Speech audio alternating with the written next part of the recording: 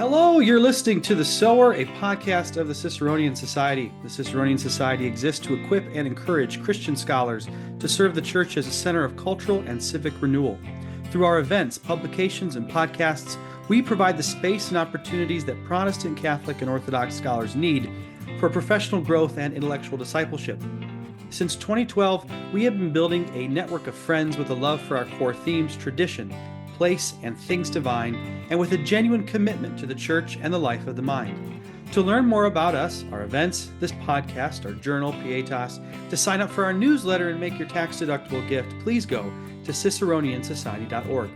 I'm Josh Bowman, Executive Director of the Ciceronian Society, and before we get started, please join me in a brief prayer.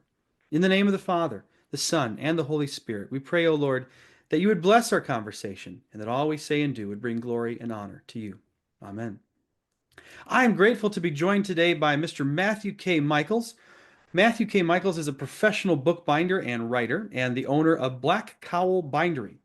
He is an Oblate of the Order of Saint Benedict, associated with Saint Vincent Archabbey in Latrobe, Pennsylvania. He studied political science, philosophy, and Catholic studies at the University of St. Thomas in Minnesota and earned a master's in theology at the Catholic International University. He is a scholar on the diaconate and comments frequently on monastic spirituality for the laity. Previously, Matthew served several years in the United States Army as an enlisted soldier and then an infantry officer. And he is originally from the farmlands of Wisconsin, but he now splits his time between St. Paul, Minnesota and Steubenville, Ohio, and loving to be the father of two wonderful toddlers. Welcome to the show, Matt. It's great to be with you, Josh. Thanks so much for letting me come on and speak with you today. Yeah, man. So I want to begin by talking about your business and then build on that and just kind of see where it goes.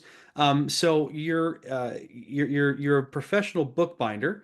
I'm hoping there's not a lot of confusion as to what that means. If you've encountered it, go ahead and give us a definition. But I want to start with this actually. What is a bindery as it actually is, and then why is yours called the Black Cowl Bindery?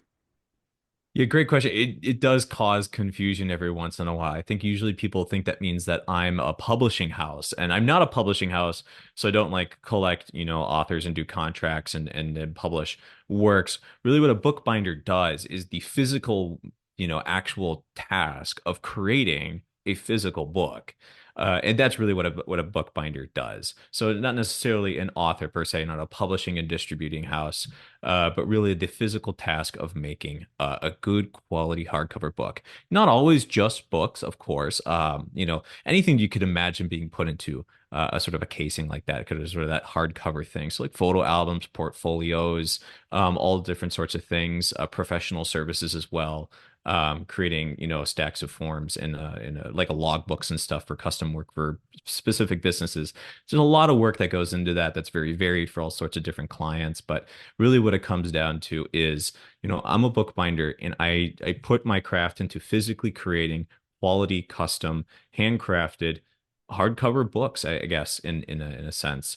And it really is just a rewarding thing because I'm pouring my whole person into what I'm doing there with my bookbinding. And it's fun to always sort of explain to other people what it is and what it is and dispel some of the rumors. And I got to say, it's so fun because the reaction that people tend to have invariably always comes as, oh wow, that's terribly interesting. Oh wow, that's so cool. And it makes you feel pretty important and pretty cool because I've never heard anybody say, "Oh wow, that's so interesting," when somebody says that they're an accountant. So no, no, guff to any of the accountants out there listening to the Yeah, podcast, but I it's need very you so fun. bad, accountants. You're my help. Yeah, absolutely. And so, yeah, so you do vital work that's so great, and you do wonderful work for us. It's just always funny to hear, people say, "Oh, that is so terribly interesting. Tell me more about that," as opposed to being a CPA. So it's a little bit of fun thing I do there. So why I is it can't called a remember what Black Cowl Bindery? absolutely. So the name Black Cowl Bindery comes from the distinctive black cowls or hoods of the Benedictine monks. The Benedictine monks in monasticism who've been really tied to this, historical sense of like transcribing books. You think of the image, the medieval image of like a monk sitting in a cell, and he's like copying, hand transcribing, from one copy to another, so you create more books before there was the printing press. So there's a long-standing connection of tradition between monks, monasticism, and the Benedictines, and just the actual art of the book, one of the most powerful and influential things that has ever been devised by man.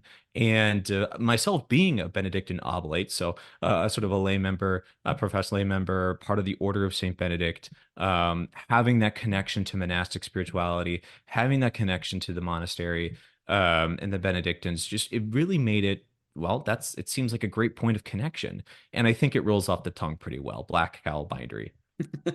Yeah, you gotta get that.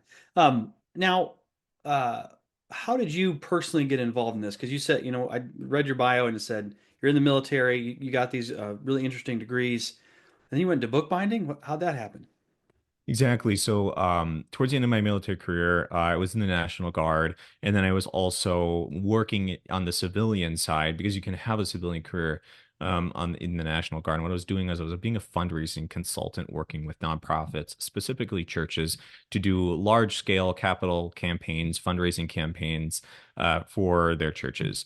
And I felt like I really wanted to start working for myself. I saw the work that I did was super important, but I wanted to shift. I was wanting something more aligned with my values of something that was human scaled, local, organic, involved my whole person, not just, instead standing or sitting in front of a spreadsheet on a computer all day, really engaging my whole body in my work and in my labors and creating something physically tangible. Matthew Crawford talks a lot about this in his great book, which I'll plug here, Shop Class is Soulcraft, Yep. and a great, fantastic piece. And I was like, wow, I really maybe thinking about a career shift and working for myself.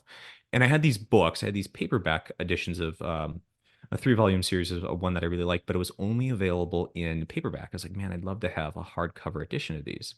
I happened to find a bookbinder locally in my city, and he was able to do the work. And I came back to him another time, and a time after that, I said, hey, you ever thought about having an apprentice? And he's like, oh, geez, this older gentleman who's been doing this for 40 years and always worked by himself. He's like, oh, geez, I never thought of having an apprentice before. I'm like, oh, okay, no problem. Just think about it.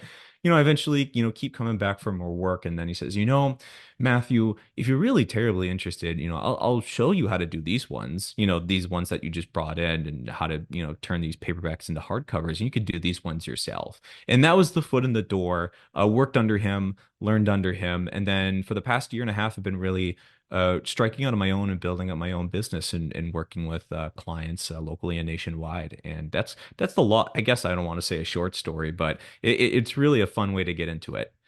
That is cool. I mean, that whole world of apprenticeship um, often seems like something that's lost. I mean, it exists in small pockets, and it just happens to be here and there every once in a while. But it's something that we're missing. And I think it's a beautiful way to get involved in something, because it's a way to learn things relationally, and in a particular place, right?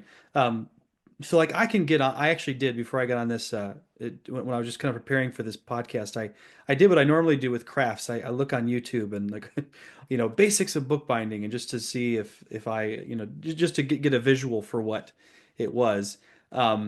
And I think to myself, first of all, I don't think I don't have the dexterity, I don't think, or the what's the word, the fine motor skills to do this. But uh, even if I, you can learn lots of things on YouTube, but the relationship with someone who's done this for a long time and in a particular place, I think shapes the way you learn and get good at a craft. Um, and so I think that's an important piece of that, which you're welcome to comment on. And then Oh, yeah, I also want to absolutely. I want to add, before you do that, I want to add that a plug for Matthew Crawford's book, Shopcraft is Soulcraft, because it is absolutely a fantastic book if you've never read it. Absolutely good. I remember reading it though and getting to the end of it. It's like I have no skills that relate to this right Yeah, away. one of those books that really makes you reevaluate your life choices. It's Yes. very funny. It's like, am I even doing the right thing that I want to do with my life? And those Right. are good questions every once in a while to probably stop you in your tracks and ask. So Matthew really kicked off all of that. What I think he wrote that book probably like almost 20 years ago, and Hmm. it's so influential now. Highly recommend it for anybody who, if they want to have, I don't want to say an existential crisis of a career, but it's a great book nonetheless because you learn so much, I think, about yourself and where you would want your priorities to lie if nothing else. Yeah. And we've had a lot of this has become kind of unintentionally a common theme on the show. We brought on I don't know if you know David Michael Phelps at Harmel Academy. There's these guys who are putting together a St. Dunstan's Academy at in Virginia, where and they're giving a session here at the upcoming conference in Virginia, and there's this notion of common arts education.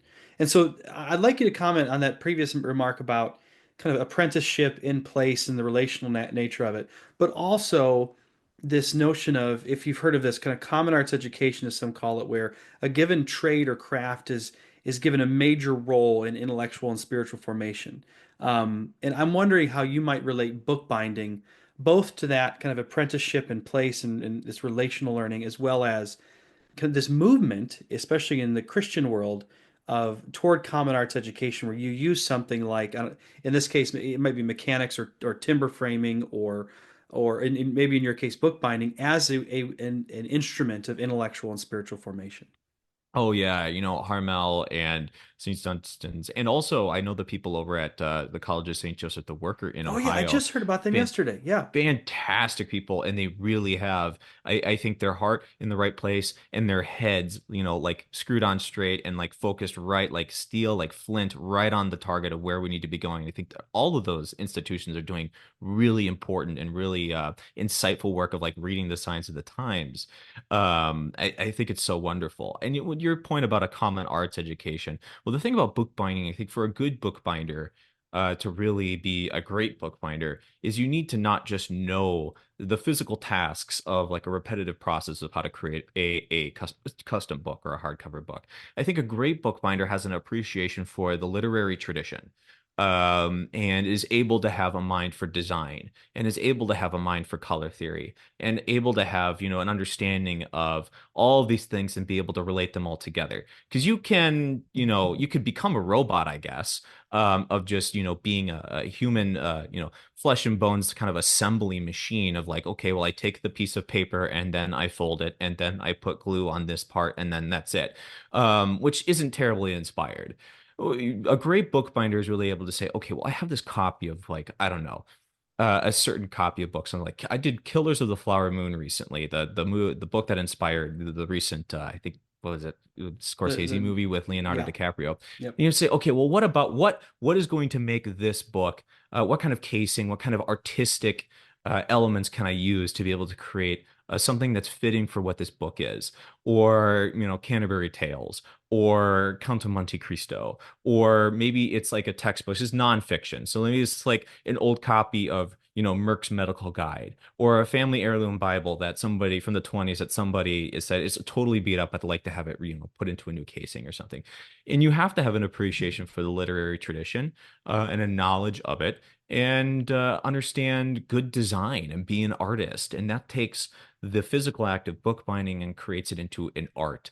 And so you could be just, a hands-on like a mechanic, but really taking it to the next level, you need to know other things. So you have to be holistically integrated. And I like to think that I do that quite well. These colleges, these schools, these academies, and then also St. Martin's Academy, which is more of like a boys, like I think middle and high school thing that's out in, I think, Kansas, is doing a lot of that as well, but not at the college level, but at like more of the school, middle and high school level, for boys. Like we need to have a holistic and well integrated approach to what we do. I certainly don't want the guy who's going to be framing my house, running power lines, and like putting plumbing, sewage plumbing through my house, to be the guy who is too stupid to go to possibly even go to any college and has no idea about anything. It's like, doesn't bode well for how I think about, how my my sewage lines in my house are going to hold up after years, if I know that the only people there are going to be, kids, 18-year-olds who are just just too stupid to, go to college. I'm sorry that sounds a little bit rough around the edges, but I think you get the message that I'm getting at there. Especially after what 20 years now of sending pretty much anybody with a warm body into a 4-year, liberal arts education or going to school for something and really taking these people out of the trades and taking these people out of, I guess, crafts, things that aren't necessarily like, because bookbinding is not like a masonry, for example, where it's just like a skilled trade, cut and dry. You could do a lot of artistic stuff with masonry or like carpentry, framing and whatnot. I like to think of what I do as more of like a craft. And those crafts really come alive and take the fullness of their shape and form when you have, I think, an appreciation for everything else around it. So if you meet a bookbinder who doesn't read anything, will run away. Right. Yeah. But I think there's that maybe just to step back from the bookbinding piece a little bit there is just try and clarify what you're saying, because I'm thinking of the plumbing example, the plumber, the HVAC, the masonry is not it's not directly attached to um, a reading career necessarily. And so I'm wondering if there's I wouldn't necessarily want the person who's unable to go to college doing or being a bookbinder, because again there's likely, and I think you've already hinted at this, that there's a relationship between the art of the binding and the the content of the actual book, right?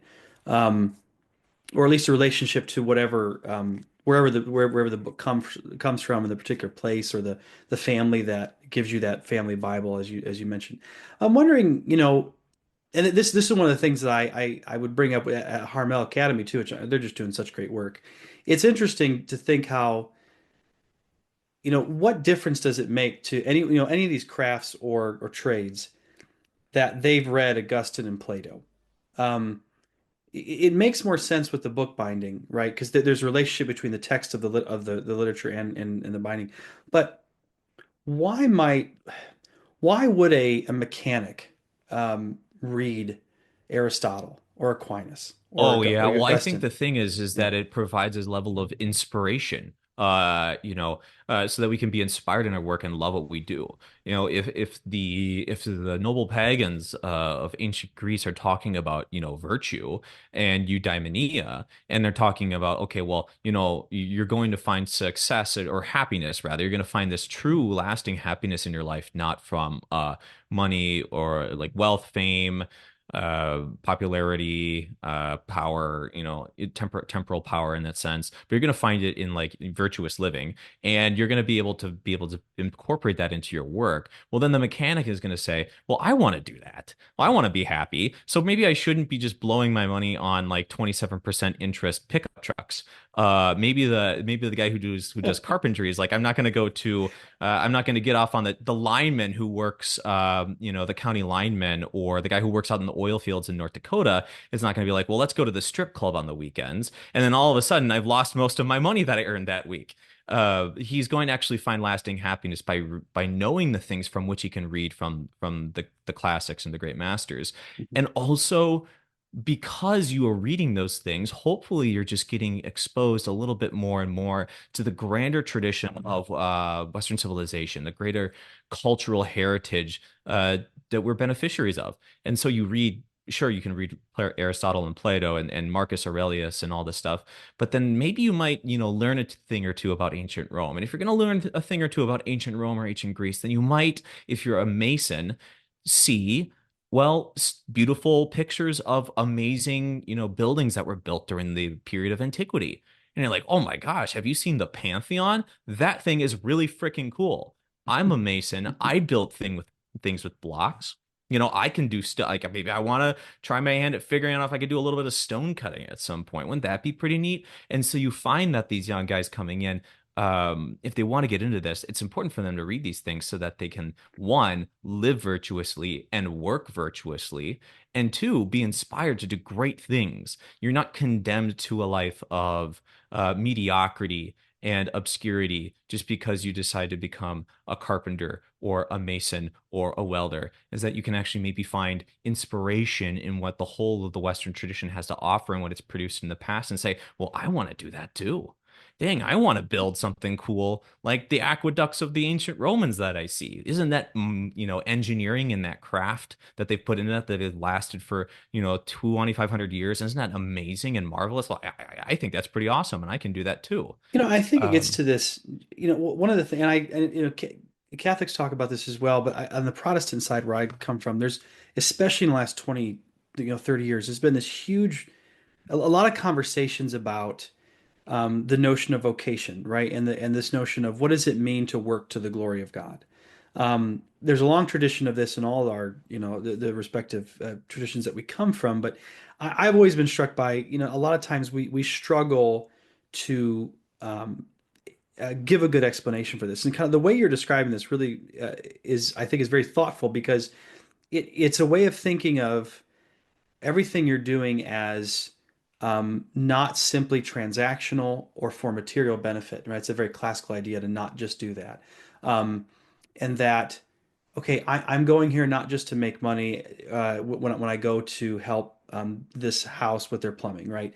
I'm actually I'm doing something that's actually virtuous. I want to do this well. I'm helping people live better. I'm serving others, and that at the end of the day, what I'm doing is I'm glorifying God, and I am connecting to this greater tradition of virtue and love for one another, and helping my community in some way. It sounds so um, elevated, and the struggle we have, and I certainly struggle with this, is that is to really get your mindset there, right? Because culturally, it just seems so mundane and so oversimplistic, right?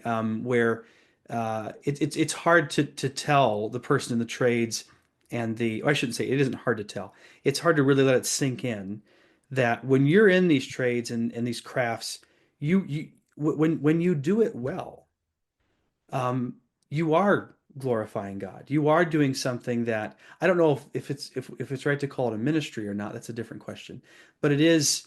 There's something sacred about it. Yeah, and I would just have the young guy just tap into the natural predisposition that these guys who do this amazing work in the trades, I would just have them tap into that predisposition they have to recognize good, solid work that lasts.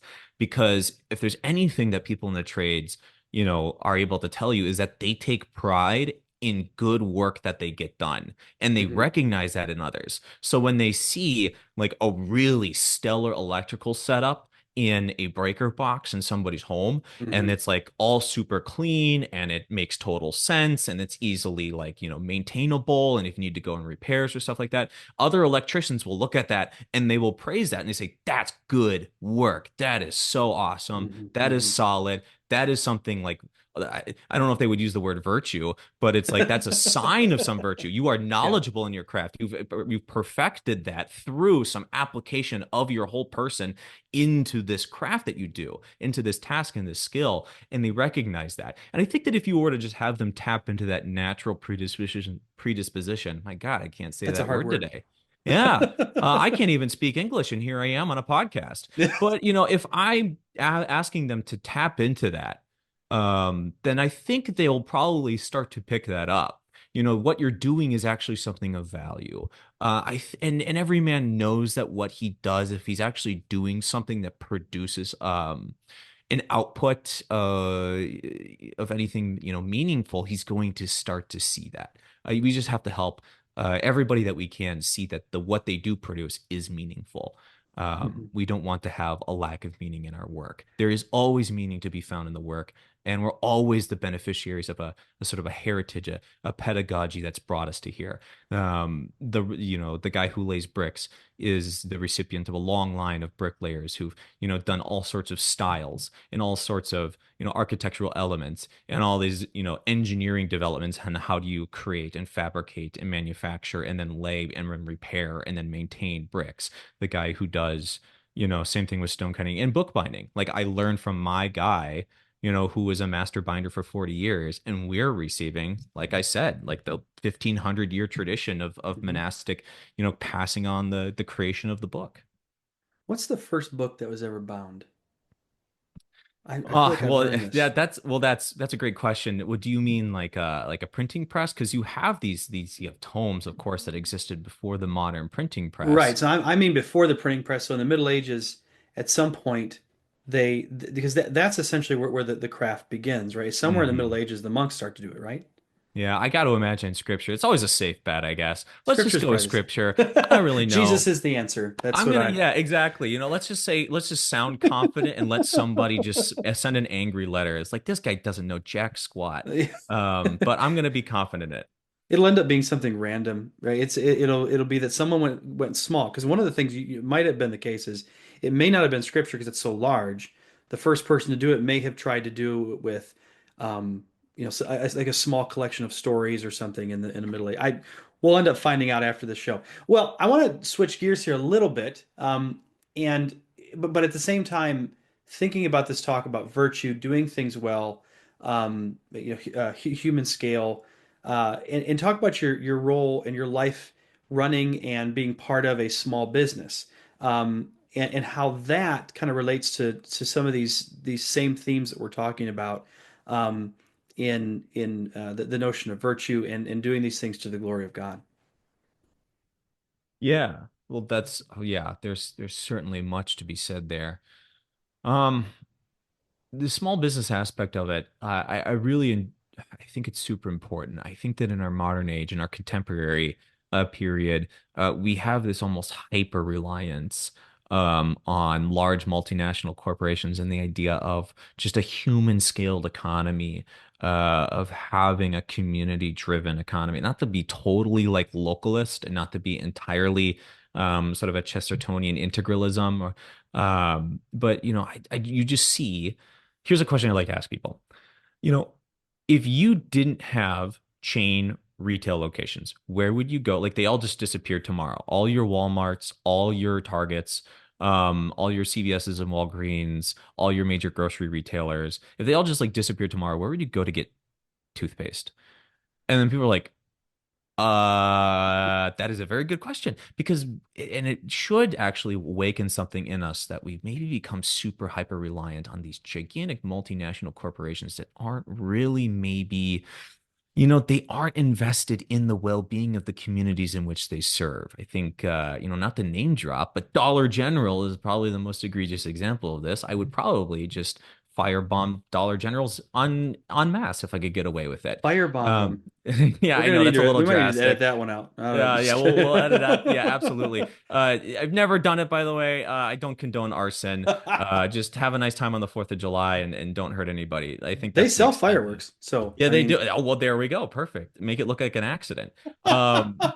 Yeah, but no, but I'm always about saying, okay, well, how do I want to orient my life? Because I know that what I want to do with my work, I understand it's important to have these sort of small businesses, independent, local, supporting human scaled economies, not multinational chain, like things that take a supply chain from all around the world that creates actually, once you get set past a certain point of, you know, integrated supply chains that are global, it actually becomes more unstable because once, one ship gets stuck in the Panama Canal for like 48 hours, the whole entire global stock market like just collapses, for at least a certain period of time.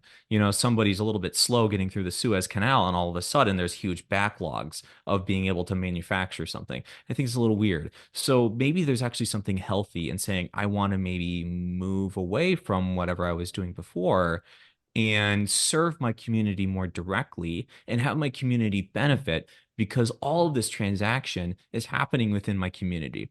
I'm invested in the well-being of the community because these are the people that buy from me. And the community is like, invested in me because the whatever profits are generated here stay local. And what we find is that this is actually probably a more holistic and well integrated society that has a greater level of like care for each other because we're all in the same boat together. Not to be completely cut off from any sort of, significant supply chain of course, we live in a modern age. We can't live, I think, without commodities. yeah. But of course, maybe we just take a step back and say, where can I buy toothpaste that isn't at Target? Where can I buy clothes that are not going to be a major retailer. Where can I go for these things? Where can I support my local businesses? And then we find that actually we become more humanly connected because we're making those lifestyle changes. Well, and I think you're getting at an important piece of this here is that, because I can hear the economists in our community, who I love you all very much. There's much to be said about economies of scale, efficiency, keeping things affordable, and that, I mean, it's unlikely that there's going to be a movement of the world that's going to get rid of the Amazons and Walmarts of the world. But at the same time, there is a sense in which we even if it costs more to go to the local non-chain restaurant, or to go to that small business or that local clothing shop, where the person who sold it, you probably know where they sourced the material, etc. The relationship that you have in your community just through those economic transactions, I think is very, very valuable. It's something you can't necessarily quantify. And so I agree with you. And having a small business and also patronizing them as you can. Yeah. One of the things too, we could get into this. There's so many policies that work against their development, though. I think the one of the things I've been learning more and more about is zoning laws in particular have made it so much harder. Yeah, Um, the growing amount of urbanists, I think, like healthy urbanists, yeah, mhm. rising on the internet has been, I think, a huge boon to America. Yeah. But once you know it, it's like a cursed knowledge. It's like once you know it, you can't unsee Right, suburbs. right. And you're like I fly over, like I'm on an airplane and I'll like be landing in Minneapolis, St. Paul at the airport, and you're passing over like these large swaths of nothing but homogeneous suburbs with street designs that make no sense. And you're like, once you understand, a healthy sense of urban design, and well integrated communities in terms of zoning, you see that and you're like, now I can't unsee it and I want to rage and I'm in the middle of my flight. But you're right, I it creates this human element of cohesion and high trust society because you actually start to know and actually become engaged with the people, I guess, who you are patronizing. So I could go to a large, supermarket retailer. I could go to Target, or I could go to Walmart, where they sell, obviously now they sell groceries at a lot of these locations, and I could Mhm. pick up Tyson chicken. And I could, I don't know any of the people who work at the Target. There's like hundreds of people who work at that Target, and I don't know anything about the chicken where it was raised from. Or in my case, like I go to a local business, a little butchery and deli that's right in my neighborhood, minutes from my house, and they source all the meats that I could ever want, but like from just a few local farms in the region outside of the Twin Cities where I reside. And I know the people there because there's like 6 people on staff, and they have a little supply chain of getting, stuff butchered and then brought into the store and whatnot. But like when I go to them and I say, "Oh, Nick, it's so good to see you," and it's Matthew, what's going on? Hey, and you know what he'll do? He'll give me meat for like a discounted price. It's like, oh, this has been sitting out for like a day or two. I kind of want to get rid of it. Here you go. Go ahead. This is for you to take. And we find that there's less waste. We find that there's more of a human connection. I'm invested in Nick's personal life because I know him so much, and vice versa. We know each other. It creates a cohesive and high trust society, and all that money stays for us to be able to have a greater sense of financial stability in our communities. Because all the profits kind of stay local. It's Mhm. not shipped off to Walmart headquarters in Arkansas. If you're shopping at a Target in, I don't know, Texas, that the profits that are generated there are not going to go back to Minnesota where you aren't from. And, because we have those things, we end up saying, well, if we're spending more, yeah, I guess it's a little bit more expensive, but that means that everybody has more money in their own pockets. Yeah. Yeah. And so that's the whole idea of having a human scaled economy, is that these things stay at the human level and not on these like gigantic international lines of, I guess, following the dollar, if you would say, Right. which creates not only, I think a healthier and more stable financial environment for communities and individuals and families, but actually creates a more high trust society, creates a more cohesive, community that is interested and invested in its well-being and in a human flourishing. Because human flourishing is not just, how many cool trinkets can I get at the lowest possible price on the shelf. It's well, how do I actually be like fully alive as a human and feel like I don't want to like you just die because I Well, did my job. it's also I think there's also an element of just getting to know the people in your wealth are those connections that you make in your community. As an academic, I've moved around so many times, and I finally landed in a place where I hope to be the rest of my life here in Holland, Michigan, and um, by the way, the philosophy you were just describing is why I drink all the local West Michigan beer. Shout out to all them. But they, Yeah, we love our microbrewers. We that's love our right. microbrewers. Please, Those, like all of your major beer manufacturers in the United States are owned by foreign companies. I know it's It's like don't even get I me feel like started. we're getting so deep into a conversation about economics, but it does matter. But it's kind of funny that we kind of naturally drifted into that, and then we wrap it all up with like, yes, we love our local brewers, microbreweries. Yes, I wish we would like less hyper focus on IPAs though, because like me, I Well, hate okay, IPAs. I'm like the only white guy in like a 5 mile radius that doesn't like IPAs. you're gonna Like, oh my goodness. you're gonna have to. I'm gonna have to agree to disagree here. I love IPAs, so you're just wrong. Okay, but I, Great. I get crap for that. My wife says they all Yes. taste like soap. I disagree. Maybe I need to wash my mouth out, and so that's just what's happening. Well, I don't want to go on that, but I think there's lots of what you're saying, and we get into a lot of those topics at the Ciceronian Society conference. Historically, we have been very much a venue for these localist conversations, and I hope that continues. I mean, there's certainly folks among us who it might be less localist. I mean, there's no litmus test there, but it's a huge part of our identity going back since we began.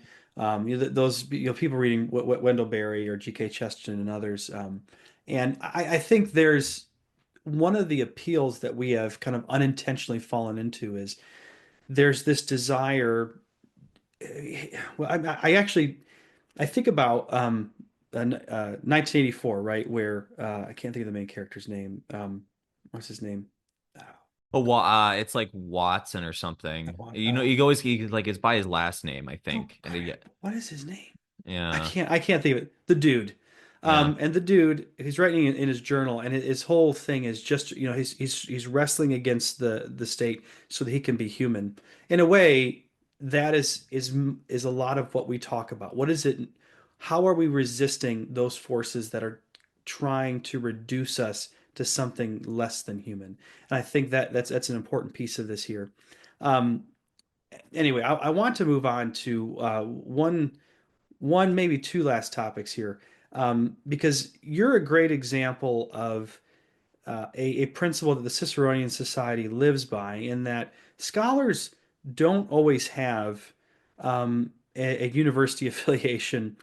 They may be a binder, they may be a homeschool mom, they may be someone who's just retired, they may be they may have been a cashier at the Walmart, for all I know. That hasn't happened yet, but you're more than welcome if hey, you got a paper on Augustine. My mind will be blown away. I will say, I'll just interrupt you for a moment. It's like it's funny because I had a good friend. I have a very good friend of mine who's now doing a doctorate in theology at Ave Maria in Florida. Yep. And in the meantime, he was just working like on the floor of a Target here in Minnesota. So I always found that funny. It's like, yes, this is a guy who writes on Aquinas, like very high level, analysis of Aquinas, and he's got his cute little red shirt on and helping people at Target. So don't discredit them all. Love you, Alex. If you're out there listening to Ciceronian Society, you know who you are. We love our erudite Target employees. Well, I mean, actually, go to just. I lived in Washington, D.C. for 4 years. I survived it, and there is a unusual number of people.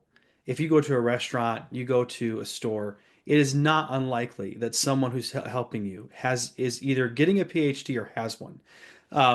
And the same thing was true I remember at one point I was a waiter at a chain restaurant in Eastern Michigan, and this family was having an argument about they started saying something about religion and politics. I can't remember what it was, and they someone said something about Martin Luther, and the other one said something about Thomas Aquinas, and I just couldn't believe what just happened. First of all, and they said, "Oh, you wouldn't understand. You're a waiter." And I said, "Well, actually," that was one That's of the so most interesting fantastic. conversations. It only happened once, And I was like, I just, I'm getting a political philosophy PhD. And because they're, we come in all shapes and sizes. And this will be your first conference, right? With us? Yeah, I'm very grateful that this will be the first with Ciceronian Society is going to be the first conference How that did I'll you, be presenting at. yeah. Oh, okay. How did you hear about us? I had another good friend of mine, a colleague of mine who is an academic, a scholar, like working as a faculty member at a university. Hmm. He sent me a call. He sent me the call for papers. And I looked into you guys, and I was very, very excited about one, not only the mission and sort of the sort of mindset of the Ciceronian Society, but also the topic at hand. And I was like, oh man, I've got something that I've been thinking about for the longest time. And I threw together my paper topic for proposal. And obviously you guys have very good taste at the Ciceronian Society because you accepted it. So I'm very grateful and just jazzed, so excited to be able to talk upcoming, I think in well, at least at the time of this recording in March, upcoming, talk about my paper, which is going to be on the American genre Western and the formation of masculine virtue. This is kind of the title that I have going with it. And I love Westerns and like Wild West Westerns, not like, the great tradition of the West West, but really like good old fashioned cowboys and Indians and sheriffs and stagecoach style West. And that genre is I think, so well suited for helping form good masculine virtue of the magnanimous man, the homo manus in young men, especially today. I think there's something particularly well suited in the American Western as a genre and as the archetype of the American Western hero in those stories to help young men form formation. And if you don't mind, I'd like to actually just take like a few minutes to just talk about a few Yeah, yeah. things Go about go that, ahead. if you're Don't give totally us the whole fine. paper because Oh no, I no, think it's this a will come tease. You out. gotta Yeah. actually register. It might be too late. It Registrations is. might It be is. closed. It is too. You know what? It is too late to register, but this will go out probably before the conference, so you might want to don't give us too much. Oh Yeah. no, I won't. Okay, that's perfect then. I'll just say this. In a time and an age where, we have a lot of these action heroes. Think of like the 1980s and Schwarzenegger, and Sylvester Stallone in First Blood. It wasn't called Rambo, it's just called First Blood. But like these big hulking muscly guys, and this idea of masculinity was, how big are your muscles? How fast and powerful is your car? How beautiful are the women under every one of your shoulders? How thick is your cigar? All of this stuff and more. And that's what a manly man is. Look back to the Western, actually. Look back to those classic Westerns, not the spaghetti Westerns. It's actually my unpopular opinion that I don't like the spaghetti Westerns. I don't like the Clint Eastwood movies. It like blows people's minds. I think that's the most like the egregious thing that anybody has ever heard me say. But if you look back at the classic Westerns of the 50s, in the maybe the early 60s and the 30s, 40s, you look back at those. There's one example that I think is the perfect, I think, foil to this erroneous, effeminate view of masculinity that is offered by like the big hulking muscles and money and cars and Mhm. whatever it may be. Look to the 1960s filming of the Magnificent Seven, the one from the Mm. 60s, not the newer version, but look at the Magnificent Seven. The with There is Yul a Brenner. scene. Yeah, Yul Yeah. Brenner, great, Yeah. and Steve McQueen, Yeah. great. Actually, yeah. So look at that movie. There's a scene about towards the end where Yule is his character is a cowboy and he's been hired as a gunman to help train up a bunch of like local ranchers in the small Mexican farming village to defend against somebody who's exploiting them. Anyways, and they're gonna come, so they got to fight him off. And these young boys who've been watching this cowboy this whole time, this whole like month that they've been preparing, they kind of sneak into his room late at night. And he wakes up and he's like, "What are you guys doing here?" And the kids are like, "Oh, we're sorry, mister. We didn't mean to scare you, but we thought we couldn't help it. We think that you are so brave. You're so brave coming and helping." And this is the thing that gets you. What does Yules Brenner's character say? He says, "You think that I'm brave because I carry a gun? Let me tell you, your fathers are far braver men than me. Yeah, I sure have a gun and I roam around, but your fathers are out there and they have to provide for you and your mothers, their wives and their children. They have to toil, day in and day out in the fields with no thanks and no guarantee of any success. And they can't go wherever they want to go, when they want to go. I roam about and I don't have anybody to sort of tether me down to one place. I got all these options open for me. And your fathers are far braver men than me." And I think that just struck me so profoundly when I had first watched that movie many years ago. And it has always stuck with me. The idea of, you think that I'm brave because I carry a gun? Let me tell you, your fathers are far braver men than me. Hmm. And if we can find those moments in all these classic westerns of not only movies but of kind of the Zane Grey sort of novels as well, then we can actually find an archetype for the magnanimous man within within the Western genre, of somebody who, in a time of lawlessness, is well ordered and operates by principles even if others aren't, who, is willing to sacrifice, who is willing to love, who is willing to actually have his mind changed and find true happiness in something maybe other than gunfighting. Is a man of justice, he's a man of character, he's a man of principles, he's a man of great bravery and integrity. And this is the classic archetype of the Western hero. And why not show these to young guys? And yeah, so come to the Ciceronian Society. You check it out. Just read westerns, with your young boys. Watch Western movies with your young boys, and help them to find that, to inspire them. I hope that doesn't give away too much, but I think it's the fun highlights that I wanted to focus on. It's my favorite genre, so I was so pumped to be able to present it with you guys Yeah, and upcoming here. there's some other things going on with that too. I think one of the papers on that panel might be about Gladiator, or maybe they gave it last year. But there's that need for, or how do I say this, a recovery of that classical Christian imagination, or at least the elements of it that lead us to not only masculine virtues, but just those classical and Christian virtues that have sustained the best of Western civilization for thousands of years. Um, that is a huge part of what we want to do, and what we end up drawing a lot of people to us for that reason. Actually, a huge number, and your paper was no exception to this. I would say the dominant theme of the proposals this year was the intersection of art, literature, and movies with questions of virtue, essentially, or philosophy or theology, which is fine by me because I think there's so much a need to recover and restore a moral imagination rooted in the Western tradition. And so the more scholarship we have moving in that direction, the better. And so I think I'm grateful that folks like you find us, and I think it's only going to increase in the years ahead. So yeah. Um, just before we go, I want to make sure if folks want to learn more about what you do as a binder, where do they go? Yeah, you can check me out at my website for the bindery, which is www.blackcowlbindery.com. Not only can you find information about me and my bindery and my work, you can also find a gallery of past examples of stuff that I've done, repairs and custom new bindings as well. There's a store where there's a couple items usually up at any given point in time that are ready for purchase, like ready to ship, that I have just made and ready to go, and a way to contact and reach out for me if you wanted to explore any options that you might have for something custom you might want done. Maybe you are an academic. Maybe you would like to have perhaps a dissertation that you're finishing up. Maybe you'd like to have that bound in a custom leather binding. Maybe you'd like to have, you're on the tail end of your academic career and you'd like to have kind of your portfolio of all your published work in one volume.